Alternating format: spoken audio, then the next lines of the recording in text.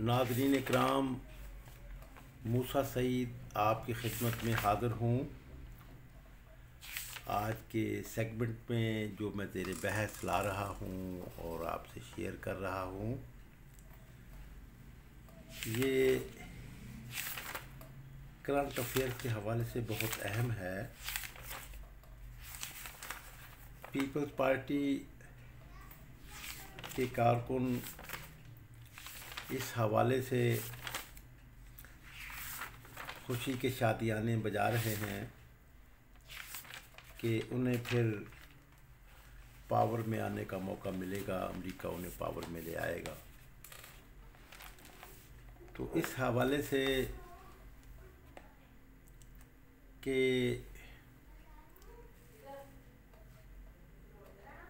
زرداری بلاول بھٹو صاحب کو، یہ میں نے دونوں نام کمبائن کر دیے ہیں۔ زرداری بلاول صاحب کے والد گرامی ہیں اور بلاول بھٹو صاحب بھٹو کے نواسے ہیں، تو اس لیے میں نے اس کو شارٹ کیا، دونوں ناموں کو اکٹھا کر دیا ہے کہ زرداری بلاول بھٹو۔ تو اب یہ ایک لمبا نام کہ بلاول بھٹو زرداری کی بجائے میں نے زرداری کو پہلے زرداری سے، ناظرین کرام آپ سمجھیے کہ آصف زرداری، اور بلاول بھٹو، ان کو دعوت نامہ جو ہے وہ امریکہ کے نو منتخب صدر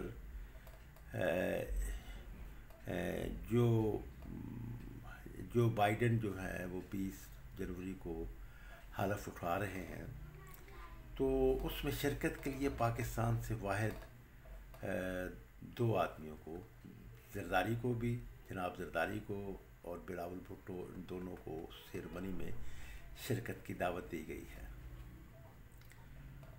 تو اس حوالے سے کے بارے میں 2 کہانیاں سامنے آئی ہیں۔ ایک تو یہ ہے کہ ایک موقع کی مناسبت سے جہاں دیدہ آصف علی زرداری نے اپنی واشنگٹن میں موجود جو لابی ہے، مقتدریہ میں موجود ہے، اس کو ایکٹیویٹ کر کے یہ دعوت نامہ حاصل کیا، اور اس میں انہیں بتایا گیا کہ امریکہ کی جو پاکستان میں ریکوائرمنٹ ہیں سی پیک کے حوالے سے اور امریکہ انڈیا اسٹریٹجک پارٹنرشپ کے حوالے سے جو کنٹرڈکشن پائی جاتی ہے،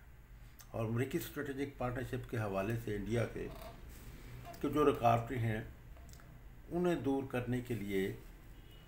زرداری اور بلاول بھٹو جو ہیں یہ بہت امپورٹنٹ کردار ادا کر سکتے ہیں امریکہ کی فیور میں۔ تو اس لیے انہیں دعوت نامہ گرانٹ کیا جانا چاہیے کہ زرداری صاحب کے اس پہنچائے گئے موقف کو جو ان کی لابی نے وہاں پر مقتدر حلقوں میں پہنچایا، تو انہوں نے اسے تسلیم کیا کہ فیوچر میں ابھرتے ہوئے چائنا کو روکنے کے لیے بلاول بھٹو اور زرداری کا دونوں کا کردار موجود ہے، انڈیا کے فیور میں ہوگا یہ۔ ایک تو یہ کہانی ہے۔ ایک یہ کہانی ہے کہ نہیں، خود امریکی مقتدر قوتوں نے جو نقشہ نویس ہیں ان کے پالیٹکس کے شطرنج کے مہرے چلتے ہیں، انہوں نے ایک طاقت کے طور پر یہ ضروری سمجھا کہ جیسے ماضی میں ذوالفقار علی بھٹو کو شہید کروانے میں، قتل کروانے میں، پھانسی دلوانے میں امریکیوں کا بہت اہم کردار رہا اقتدار سے ہٹانے میں، کہ اس طرح، لیکن اس کے بعد پھر جو بھٹو کی مقبولیت ہوئی، اس کو جس طرح پھر بڑی مہارت سے امریکیوں نے اپنی فیور میں استعمال کیا اور بھٹو کے جانشینوں سے اپنے پاکستان میں گماشتہ نظام کو جاری رکھوایا اور ایک امریکی مفادات کی حفاظت کی جاتی رہی، تو ان کے نزدیک یہ کہ بھئی یہ ایک بہت بڑا، پھر اس بات کو کہ جو ذوالفقار علی بھٹو کا بہت شہرت ہے اور پھر ابھی تک جو بڑی مہارت اور بڑی کوشش اور اس سے جو جانشینی کا جو ایک حق ہے وہ بلاول تک محدود رکھا گیا ہے، اور بھٹو کو جو ریئل جو اولاد ہے وہ اس سے یعنی باپ کی طرف سے یعنی مرتضیٰ کی فاطمہ ہیں، غنوہ بھٹو ان کی نوح ہیں کہ ان تک پہنچنے نہیں دیا لوگوں میں ابھی تک۔ تو یہ بھی ایک حکمت عملی کا تقاضا تھا۔ تو ان حلقوں کا کہنا یہ ہے کہ انہوں نے خود اس بات کی ضرورت کو محسوس کیا اور محسوس کرتے ہوئے انہوں نے یہاں پر پیغام بھجوایا جس پر کہ مراد علی شاہ وزیر اعلیٰ سندھ جو ہیں ان کو امریکہ بھجوایا گیا ہے۔ یعنی دو باتیں، دو ٹیلز سامنے آئیں، پولیٹیکل ٹیلز۔ نمبر ایک کہ زرداری صاحب نے خود موقع کی مناسبت سے کہ وہاں پر جا کر میدان ہموار کرو، تو مراد علی شاہ کو بھیجا اور پھر جو ہے یعنی ابتدائی بات چیت جو ہے وہ مراد علی شاہ صاحب نے کر لی۔ دوسرا جو ہے وہ یہ ہے کہ خود امریکیوں نے اس بات کو پہلے سے انڈرسٹینڈ کیا ہوا تھا کہ ایسا کیا جائے، کیونکہ جو کام عمران خان صاحب نہیں کر سکے تھے وہ کام وہ سمجھتے ہیں کہ بلاول بھٹو کے ذریعے سے امریکہ کروا سکے گا۔ عمران خان صاحب کیوں نہیں کر سکے وہ بھی ایک داستان ہے، کہانی ہے، فیکٹس فگرز پر موجود ہے۔ وہ اس لیے کہ عمران خان صاحب وہ کمپیٹنسی نہیں دکھا سکے۔ دیکھیں وہ کیا ریکوائرمنٹ تھی، اور وہ ریکوائرمنٹ جو تھی وہ رونلڈ ٹرمپ کے زمانے میں آپ دیکھیں کہ ہمارے آرمی چیف کو ریڈ کارپیٹڈ واشنگٹن میں پینٹاگون میں استقبالیہ دیا گیا تھا، اور اس کے ساتھ ہی بلاول بھٹو کو بہت پرجوش انداز میں ٹرمپ نے موقع دیا تھا اور اس موقع پر ملاقات کی تھی، اور اس موقع پر کہا تھا کہ میں کشمیر کا مسئلہ حل کرنا چاہتا ہوں اپنے دور پہ، اور اس کے لیے میں ثالث بننا چاہتا ہوں۔ اس کے بعد پھر عمران خان صاحب نے پھر یعنی وہ بڑا کامیاب دورہ تھا اور ایکسپیکٹ کر رہے تھے، پھر وزیر اعظم پاکستان نے یہ بھی بیان دے دیا تھا کہ یہ کشمیریوں کا حق ہے کہ وہ کشمیری جو ہیں وہ پاکستان کے ساتھ رہنا چاہتے ہیں یا انڈیا کے ساتھ رہنا چاہتے ہیں یا وہ انڈیپینڈنٹ اپنا ملک اسٹیٹ بنانا چاہتے ہیں۔ تو اس حوالے سے یہ اصل میں امریکیوں کی ضرورت جو ہے ریکوائرمنٹ کے مطابق جب ہم تجزیہ کرتے ہیں تو امریکیوں کی شدید ضرورت یہ رہی اور ہے کہ کشمیر کو ایک انڈیپینڈنٹ اسٹیٹ بنوا دیا جائے، اور کشمیر کے اندر جو ہے وہ اس قسم کے خیالات بھی موجود ہیں کہ جو نہ انڈیا کے ساتھ رہنا چاہتے ہیں نہ پاکستان کے ساتھ رہنا چاہتے ہیں، اور وہ ایک انڈیپینڈنٹ اسٹیٹ کی حیثیت سے رہنا چاہتے ہیں، جن کو کہ پروگریسو جو ہیں وہ ایلیمنٹ کی بھی بڑی حمایت حاصل ہے۔ تو اس حوالے سے اب امریکیوں کی ضرورت یہ ہے کہ اگر یہ انڈیپینڈنٹ کشمیر اسٹیٹ بنوا دی جائے اور پھر کشمیر اسٹیٹ سے پھر وہ معاہدے کر لیے جائیں، وہاں پہ اپنے اڈوں کے ذریعے سے جو ہے وہ چائنا کو جو ہے وہ واچ کیا جا سکے گا، پاکستان کو، اس سارے خطے کو یعنی واچ کیا جا سکے گا، نیپال وغیرہ وہ جو بھوٹان جو کنٹریز ہیں ان پر نظر رکھی جا سکے گی، اور ابھرتے ہوئے چین کو روکنا آسان ہوگا۔ لیکن اس حوالے سے جو کہ اسٹریٹجک پارٹنر ہوتے ہوئے بھی یہ بڑی حیران کن بات ہے اور بڑی اہم بات ہے کہ نریندر مودی جو ہیں وہ اسٹریٹجک پارٹنر، انڈیا جو ہے وہ اسٹریٹجک پارٹنر ہے، اور نریندر مودی ان کا پسندیدہ حکمران ہے انڈیا کا، امریکہ کا، تو وہ اس نے اس سے انحراف کیا۔ یعنی وہ جو ایک پروگرام طے پا رہا تھا، عمران خان نے جو ایک رول ادا کرنا تھا انڈیپینڈنٹ کشمیر کے لیے، یہ میں ایک پریڈکٹ کر رہا ہوں، انالیسس کی بات ہے، اس میں آپ جمع تفریق کر سکتے ہیں، بہت سے نئے موقف بھی آپ پیش کر سکتے ہیں، لیکن میں جو سمجھ پایا ہوں میں اس کے مطابق ہی یہ کہ عمران خان صاحب نے جو یہ کہا تھا کہ یہ کشمیریوں کی مرضی ہے کہ وہ پھر پاکستان ہندوستان کے ساتھ اگر نہیں رہنا چاہتے، انڈیپینڈنٹ رہنا چاہتے ہیں، تو یہ ان کی رائے کا احترام کرنا چاہیے۔ تو عمران خان صاحب تو مان گئے تھے، جس کے بارے میں پی ڈی ایم والے بھی کہتے ہیں جی کہ انہوں نے سودا کر لیا تھا۔ اصل میں بات یہ ہے کہ وہ سی پیک کے حوالے سے بھی بہت امپورٹنٹ ملک کشمیر، انڈیپینڈنٹ کشمیر ایک رول ادا کر سکتا ہے، یعنی سی پیک کو بھی پھر امریکی کنٹرول کر سکتے تھے۔ لیکن انڈیا کے اندر جو نیشنلسٹ قوتیں تھیں انہوں نے کہا کہ اگر ہم نے یہ ٹھیک ہے کہ آج اسٹریٹجک پارٹنرشپ ہے، کل وہ حالات بدل سکتے ہیں،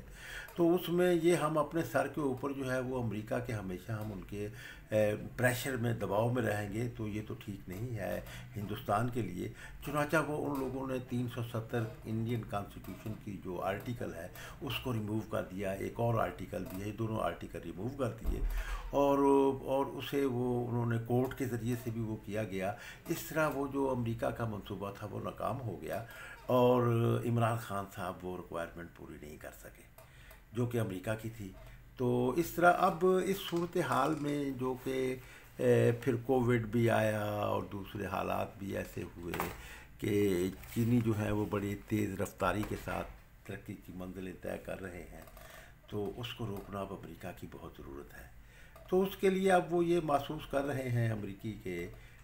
भुट्टो के नवासे बिलावल भुट्टो से क्यों ना काम लिया जाए। तो नाज़रीन किराम, इसकी कहानी तो मेरी समझ में ये आई है और इसी हवाले से अब इमरान खान साहब जो है वो क्योंकि इसमें परफॉर्म नहीं कर सके और उसके अलावा भी पाकिस्तान के अंदर कुछ हालात भी ऐसे हैं कि आप देखें महंगाई दिन ब दिन बढ़ रही है और हुकूमत की रिट जो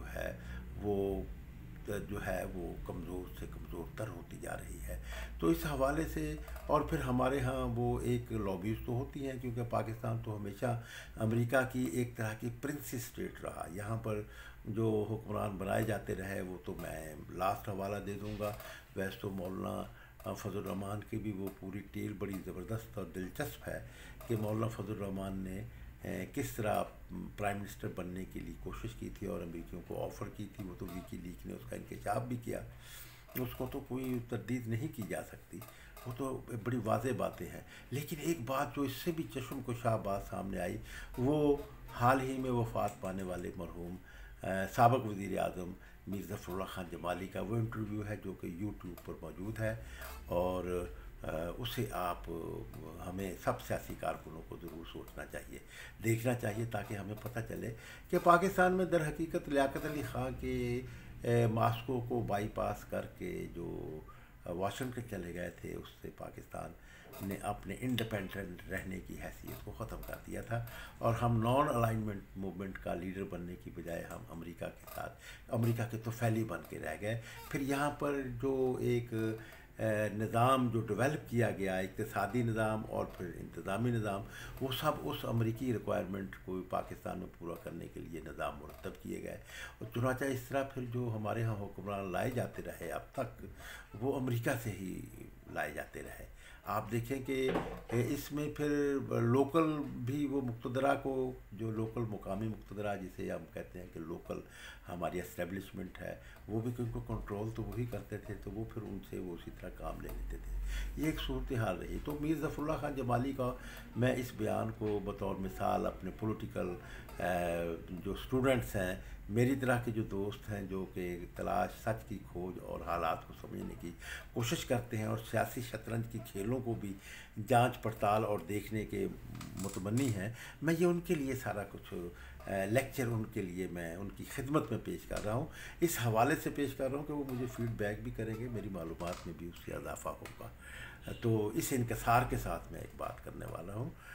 रहा हूँ। मैं कोई थोपने वाली बात नहीं है, लेकिन एक बात है, एक पहलू है जो आपकी खिदमत में, ये किस कदर आप इससे एग्री करते हैं या किस कदर आप डिसएग्री करते हैं, ये आपका हक़ है। तो उस हवाले से मीर ज़फ़रुल्लाह ख़ान जमाली ने ये कहा था कि जो लाते हैं वो फिर जब चाहते हैं ले जाते हैं। ये उनका इशारा था जो उस वक़्त निकालने के एक अमल के हवाले से जो दरपेश था वज़ीर आज़म नवाज़ शरीफ को। और वज़ीर आज़म नवाज़ शरीफ जो थे वो बड़ी जद्दोजहद और कोशिश कर रहे थे कि उन्हें ना निकाला जा सके और वो कायम रह सके, लेकिन उनको निकालने का अमल था। तो उस पर फिर एडवाइस किया था, एक हकीकत बताई थी कि मीर ज़फ़रुल्लाह ख़ान जमाली ने, अगर चाहिए बैनुस्सतूर में थी, नाम तो उन्होंने नहीं लिया था मियाँ नवाज़ शरीफ का, लेकिन वो थी नवाज़ शरीफ साहब के लिए ही। वो ये था कि जो लाते हैं वो फिर जब उनको ज़रूरत होती है या जब वो चाहते हैं वापस भी ले जाते हैं। तो एक उसके साथ ही फिर एक और भी चश्मकुशा बात उन्होंने इंकशाफ किया था। मैं ये समझता हूँ कि शायद मीर ज़फ़रुल्लाह ख़ान जमाली क्योंकि उस ऊपर की उस रूलिंग क्लास से ताल्लुक़ रखते थे कि वो दोबारा भी वज़ीर आज़म बनाए जा सकते थे, लेकिन अब वो समझते थे कि मैं उम्र के उस हिस्से में हूँ कि अब मैं आइंदा वज़ीर आज़म नहीं बन सकूँगा। तो शायद इसी हवाले से उन्होंने ये ट्रुथ बयान कर दी جو کہ ہمیں پاکستان کے جو ہم پولیٹیکل ورکرز ہیں اور پاکستان کو انڈیپینڈنٹ چاہتے ہیں اور چاہتے ہیں کہ یہ ایک بڑا توانا ملک بنے، خوشحال ملک بنے، یہ لیکی پن سے نکلے۔ لیکی جو امریکہ کے ہم لیکی بن جاتے ہیں یا ہم چین کے لیکی بننے کی طرف جا رہے ہوں تو ہمیں اس سے صدمہ ہوتا ہے۔ ہم تو کسی کے بھی لیکی بننے کے حامی نہیں ہیں۔ تو ہم پاکستانی جو اسٹوڈنٹ ہیں، جو ریئل جو ہم پاکستان کے اصل میں مالک تو ریئل عوامی ہوتے ہیں نا، تو ہم عوامی کارکن جنہیں کہ یہاں پر کوئی حیثیت حاصل نہیں ہے، تو ہم تو یہ سوچتے ہیں کہ ایسی بات ہو، لیکن ہم یہ سمجھنے کی کوشش کرتے ہیں کہ ہمیں شطرنج کے تمام ان مہروں کے بارے میں پتہ چل سکے، ہمیں پتہ چل سکے کہ پاکستان میں نظام حکومت کیا ہے، یہ کیسے ترتیب پاتا ہے اور یہ کیسے پرنسی اسٹیٹ بنی ہے۔ ناظرین کرام، یہ پرنسلی اسٹیٹ جو ہے اس کے بارے میں میں آپ کو بتاؤں گا کہ ہندوستان میں جو تھا یہ دو طرح کا نظام تھا۔ 2/3 پر برٹش امپائر کی براہ راست حکومت تھی، لیکن 1/3 پر انہوں نے ریاستوں کو باج گزار بنا کر، یعنی اپنا انہیں بنا کر انہوں نے قائم رکھا گیا تھا، یعنی نواب و راجوں کو، لیکن وہ ان کی کنسنٹ سے ساری بات ہوتی تھی، یعنی ان کی غلام ریاستیں تھیں، ان کی مرضی کے مطابق چلتی تھیں اور وہ اپنے انہی کی مرضی کے وہ ملازم، یعنی میں اس کی مثال بہاولپور سے دوں گا کہ بہاولپور میں جو بہاولپور کے کمانڈر ان چیف تھے فوج کے، وہ نواب بہاولپور نے بھی ذہانت کا ثبوت دیا، پھر اوپر سے ہدایات بھی تھی۔ وہ نہیں چاہتے تھے کہ برطانیہ سے لڑائی ہو، انڈین حکمرانوں سے جو برطانیہ کے تھے، تو انہوں نے جو اپنی فوج کا سپہ سالار رکھا ہوا تھا وہ جنرل مارڈن تھا، انگریز تھا، اور بہاولپور ریاست کا جو وزیر اعظم تھا وہ کرنل ڈرنک تھے۔ تو اسی طرح پاکستان بھی جب گماشتہ سیٹ اپ میں گیا تو اس کے بارے میں میر ظفر اللہ خان جمالی نے بڑی بات کی، جو کہ میں اس تسلسل کے ساتھ بتا رہا ہوں، کہ انہوں نے کہا کہ جنرل زینی یہ ایسٹرن کمانڈ کا، ہمارے علاقے کا وہ امریکی اس کا فوج کا بحریہ کا وہ اس کا ہیڈ تھا، سربراہ تھا امریکی، تو وہ اس کے ساتھ جنرل مشرف نے کام کیا تھا، اور جنرل مشرف نے جو تھا وہ امریکی کنسنٹ کے بغیر جو تھا وہ تختہ الٹ دیا تھا میاں نواز شریف کا۔ تو امریکی بہت ناراض تھے، تو جنرل پرویز مشرف نے یہ دیکھتے ہوئے کہ پاکستان میں امریکہ کی حمایت کے بغیر حکومت چلانا ناممکن ہوگا، تو نہیں چلائی جا سکتی، تو انہوں نے فوراً ہی جنرل زینی اپنے دوست جن کے ساتھ کام کیا تھا ان کے ذریعے سے انہوں نے رابطہ کر کے امریکیوں کو یقین دلایا تھا کہ میں میاں نواز شریف سے زیادہ آپ کے لیے جو ہے ڈیلیور کروں گا۔ تو اس طرح انہوں نے ایکسیپٹ کر لیا تھا۔ تو پھر وہ ایکسیپٹ کیا، تو اب پاکستان میں یہ میر ظفر اللہ خان جمالی نے بتایا کہ جنرل زینی کو امریکہ سے بھیجا گیا، انہوں نے مشرف سے صدر پاکستان جنرل پرویز مشرف سے ملاقات کی، اور صدر جنرل پرویز مشرف نے اگلے روز مجھے بلا کر پاکستان کا وزیر اعظم بنا دیا۔ یہ تو ہے آپ کی ساری داستان ایسے ہی ہے۔ آپ ایوب خان سے لے لیں، یحییٰ خان سے لے لیں، ضیاء الحق سے لے لیں، اس سے پہلے وہ ایسے ہی طریقے آپ دیکھیں کہ ایسے ہی یہ سارے واقعات اور سارے وہ ترتیب پاتے رہے، اس لیے کہ پاکستان میں گماشتہ نظام تھا، اقتصادی گماشتہ نظام، پھر اس گماشتہ اقتصادی نظام یہاں پہ مرتب کیا گیا، پھر اس کو چلانے کے لیے، اس کو ریگولیٹ کرنے کے لیے، اس کی حفاظت کے لیے تمام گماشتہ ہی ادارے بنائے جاتے رہے، یہاں تک کہ ہمارا جو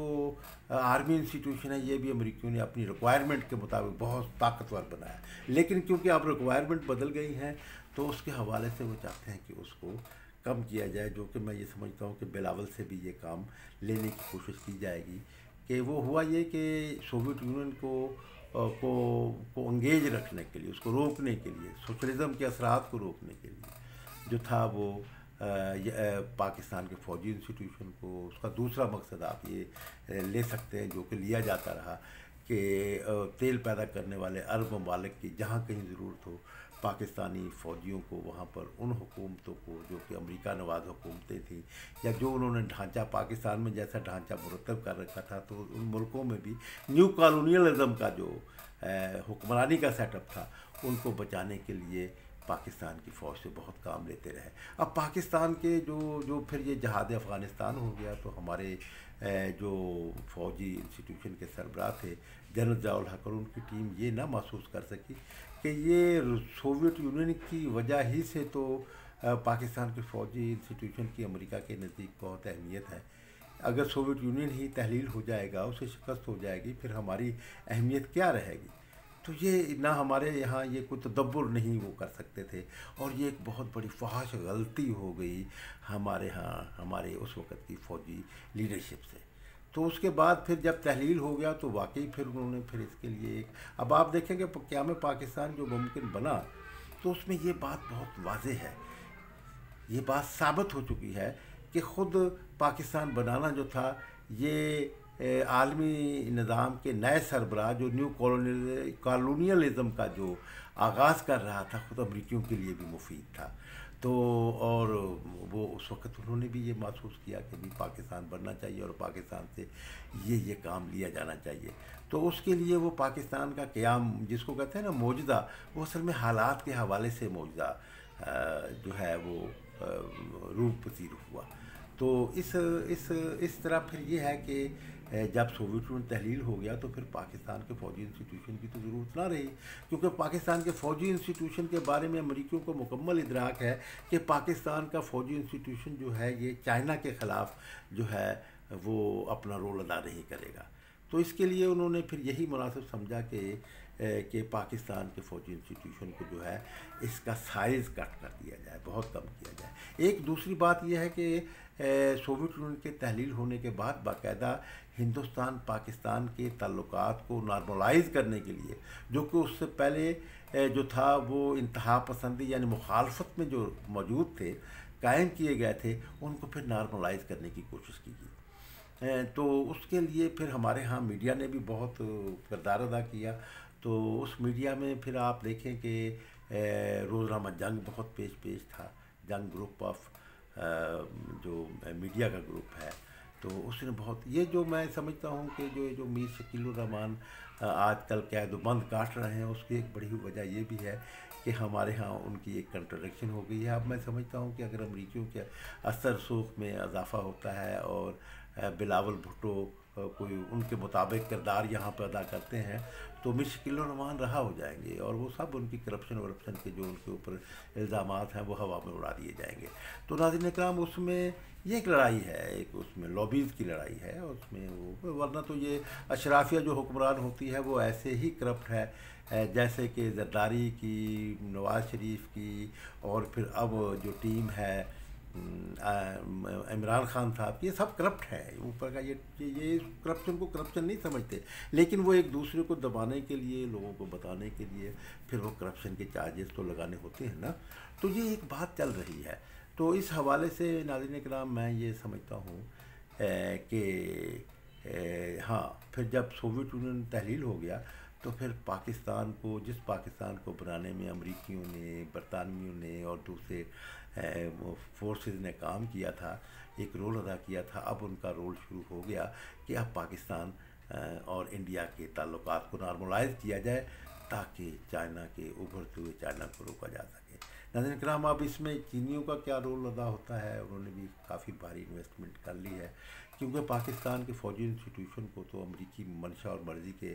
خلاف جو ہے وہ چینیوں نے بہت زیادہ مضبوط کیا۔ اور میں یہ سمجھتا ہوں کہ ہماری جو فوجی قیادت ہے انہوں نے بھی ایک بدلی ہوئی فوج کا ایک رول ادا کیا، جیسا کہ شیخ محمد رشید صاحب بار بار کہہ چکے ہیں کہ یہ وہ فوج نہیں ہے جو کہ ضیاء الحق کے زمانے کی فوج تھی یا اس کے بعد مشرف کے زمانے کی فوج تھی۔ یہ ایک ارتقائی عمل ہے کہ ایک سپر پاور کے مقابلے میں ایک دوسری سپر پاور جو ہے وہ اس کو ریپلیس کر رہی ہے۔ تو اسی طرح ہمارے ہاں بھی وہ اثرات مرتب ہو رہے ہیں۔ ناظرین کرام، اب دیکھنا یہ ہے کہ عمران خان صاحب، میں اسی حوالے سے بائیں بازو کے دوستوں کو بھی یہ بات کہتا رہا کہ اس کنٹراڈکشن کو آپ سامنے رکھیں کہ پاکستان کو جو ہے وہ ہم تو نہیں چاہتے کہ انڈیا کے ساتھ ہماری لڑائی ہو، لیکن انڈیا کے حکمران طبقات کی ضرورت رہی ہے کہ وہاں پہ ہندو شیونزم، ہندوتوا کو وہ دے، اور ہمارے ہاں ضرورت یہ رہی ہے کہ ہم جو ہے وہ مسلم شاونزم پیدا کریں۔ اور مسلم شاونزم تو پھر پاکستان میں بہت زیادہ پیسہ بھی خرچ کیا گیا، اس حوالے سے خرچ کیا گیا کہ جہاد افغانستان کو کامیاب کروانے کے لیے بلائنڈ جہادیوں کی ضرورت تھی، اور تو اس کے ریئیکشن میں وہاں پر پھر ہندوتوا، اور یہ ایک نسخہ بھی جو ہے وہ کیپٹلسٹ کلاس کے اس میں آ گیا کہ بھئی لوگ جو ہیں وہ بڑے مذہب پرست ہوتے ہیں اور مذہب کے حوالے سے وہ سوشلزم کو روک سکتے ہیں۔ تو ناظرین اکرام، یہ ایک صورتحال ہے۔ اب دیکھتے ہیں کہ اونٹ کس رخ بیٹھتا ہے۔ بہرحال امریکی جو ہیں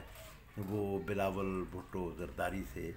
جو ہے وہ ان کی خدمات جو ہے معلوم ایسا ہوتا ہے کہ وہ انہیں حاصل کریں گے اور اس سے وہ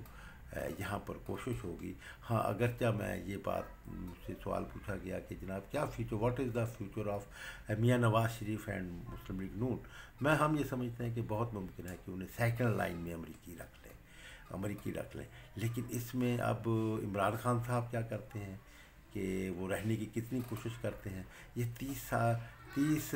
ماہ کے دوران تو ان کی حکومت کو ڈیفیم کرنے کے لیے جو حکومت کے اندر جو ان کی امریکی لابی جو موجود تھی، انہوں نے ایسے بھرپور اقدامات کیے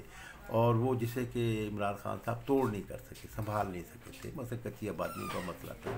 مثلا اس کے بعد آئی ڈاکٹروں کا مسئلہ تھا، اس پر بہت پازیٹیو رول ادا کر سکتے تھے، بتا سکتے تھے، ان کو کاؤنٹر کر سکتے تھے. لیکن ہم یہ سمجھتے ہیں کہ عمران خان کی حکومت میں یہ اہلیت نہیں تھی، ان کی ٹیم میں یہ اہلیت نہیں تھی.